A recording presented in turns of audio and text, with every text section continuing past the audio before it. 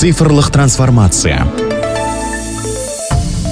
Әлеуметтік әмиян мемлекеттік қолдау шаралары туралы хабарлаудың, ұсынудың және есепке алудың бірыңғай платформасы. Платформаға әр отбасына әлеуметтік мәртебесіне қарай ұсынылатын барлық мемлекеттік қолдау түрлері кезең-кезеңмен көшіріледі. Бүгінде әлеуметтік әмиян арқылы мемлекеттік қолдаудың 3 шарасы іске қосылды. Олардың бірі мектеп оқушыларын тегін тамақтандыруға қатысты. Жүйе 5-11 сыныптарда әлеуметтік көмек алатын отбасылардың балаларына тегін ыстық тамақ беру үдерісін автоматтандыруға және бақылауға мүмкіндік береді. Қолдау алу құқығы мемлекеттік деректер базасы арқылы автоматты түрде анықталады. Ата-анаға ешқандай қағаз құжат өткізбей-ақ баласының тегін тамақтануға құқығы бар екендігі туралы хабарлама жіберіледі. Ата-ана келісімін берген жағдайда автоматты түрде цифрлық тамақтану ваучері құрылады. Бұл ваучерді ата-ана Егов Мобайл қосымшасы арқылы іске қосады. Оқушы мектеп асханасында арнайы сәйкестендіру әдістері QR-код, карта немесе Face ID арқылы ыстық тамақ алады. Ата-ананың телефонына баласының мектепте тамақтанғаны жөнінде хабарлама жіберіледі. Жүйеде кері байланыс функциясы да қарастырылған. Ата-ана берілген тағам сапасына баға бере алады.